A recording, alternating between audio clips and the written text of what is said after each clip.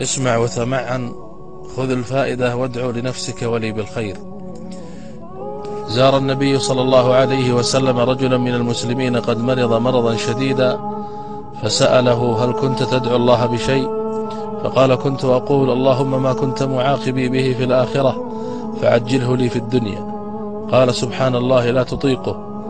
هلا قلت: اللهم آتنا في الدنيا حسنة وفي الآخرة حسنة وقنا عذاب النار. وقيل أن يوسف عليه السلام لما طال عليه الوقت في السجن قال: رب جعلتني في السجن طويلا.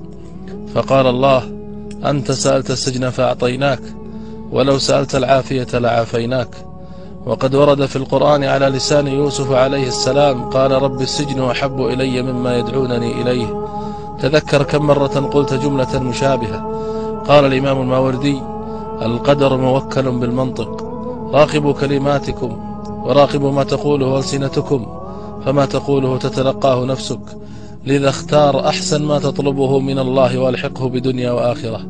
في حكاية يرويها الشيخ علي الطنطاوي يقول الشيخ: كنت قاضيا في الشام، وحدث أن كنا مجموعة نمضي المساء عند أحد الأصدقاء، فشعرت بضيق نفس واختناق شديد، فاستأذنت أصدقائي للرحيل، فأصروا أن أتم السهرة معهم، ولكنني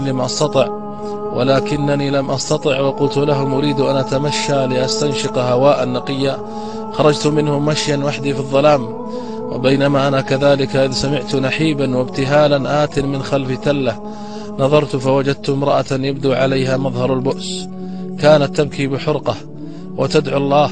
اقتربت منها وقلت لها: ما الذي يبكيك يا أختي؟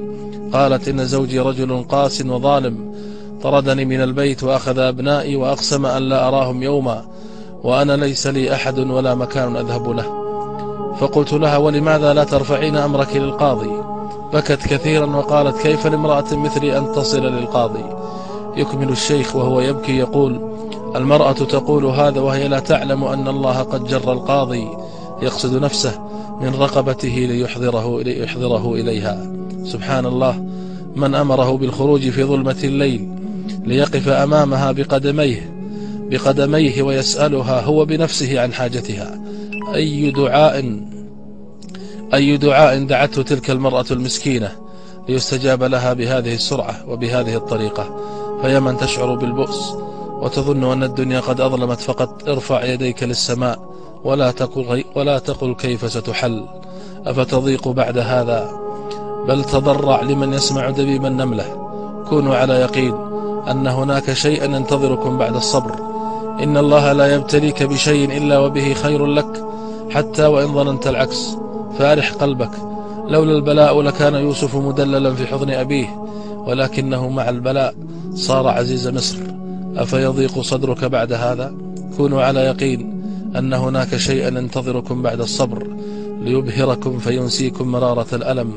يا رب، من فتح رسالتي هذه وسمعها افتح عليه بركات رزق السماء، رزقا من السماء والأرض، ومن نشرها بين العباد فأدخله جنتك بغير حساب ولا سابقة ولا عذاب، وفرج يا رب همومه.